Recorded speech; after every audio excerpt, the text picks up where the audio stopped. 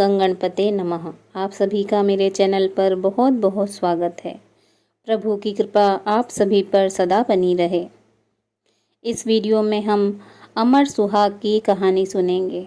12 महीने सुने जाने वाली अखंड सौभाग्य की कहानी। एक ब्राह्मण और ब्राह्मणी थे। उनके 5 बेटियां थीं। पांचों बेटियां विधि विधान से देवादिदेव महादेव व माता पार्वती का विधि पूर्वक पूजन कर अमर सुहाग की कथा सुनती थी। पूजा के समय चारों बेटियां दीपक जलाती तो पूजा पूर्ण होने तक उनका दीपक जलता रहता, परंतु 5वीं बेटी का दीपक कहानी सुनने से पहले ही बढ़ जाता था।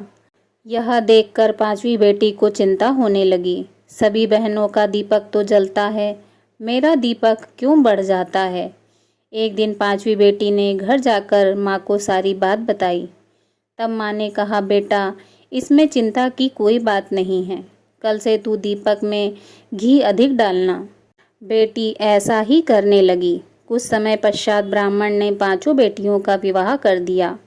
चारों बेटियों के घर में अन्न धन के भंडार भरे थे, परंतु 5वीं बेटी की आर्थिक स्थिति थोड़ी कमजोर थी। उसका पति जंगल से लकड़ी काट कर लाकर घर चलाता था, परंतु 5वीं बेटी संतोषी वह बहुत समझदार थी, कभी किसी से शिकायत नहीं करती थी। विवाह के बाद भी महादेव और माता पार्वती का पूजन करती थी। एक दिन उसका पति कम लकड़ियां लेकर आया तो उसने पूछा, क्या हुआ, आज कम लकड़ियां लाए हो। तो पति ने कहा, आज मेरी तबीयत खराब है, मुझे बुखार है। दूसरे दिन लड़की ने पति से कहा, आज आपकी तबीयत ठीक नहीं है, आज मैं भी आपके साथ चलूंगी। उसने सास ससुर से आज्ञा ली और पति के साथ चल पड़ी।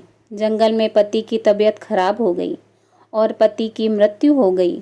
जंगल में अकेली थी, कोई मदद के लिए नहीं था।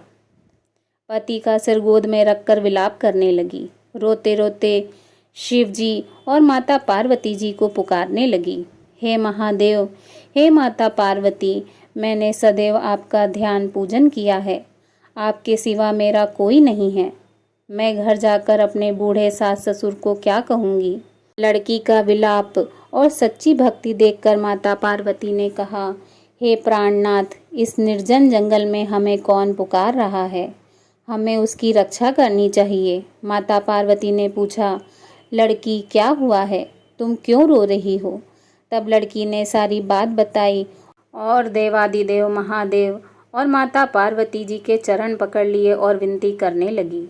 उसकी पूजा भक्ति से प्रसन्न होकर माता पार्वती और भगवान महादेव ने उसके पति को जीवन दान दिया और आशीर्वाद दिया कि जो कोई भी सुहागन स्त्री श्रद्धा भक्ति के साथ शिव पार्वती जी का पूजन कर अमर सुहाग की कथा सुनेगी, वह सदैव अखंड सौभाग्यवती रहेगी। उसे सुख संपत्ति प्राप्त होगी और उसके अन्न धन के भंडारे भरे रहेंगे। बोलिए देवादिदेव महादेव की जय, माता पार्वती की जय। हे माँ, आपकी कथा कहने वाले, सुनने वाले तथा हुंकारा भरने वाले सबकी मनोकामना पूर्ण करना। सभी सौभाग्यवती स्त्री को अखंड सौभाग्यवती होने का आशीर्वाद देना। आपकी जय हो माँ।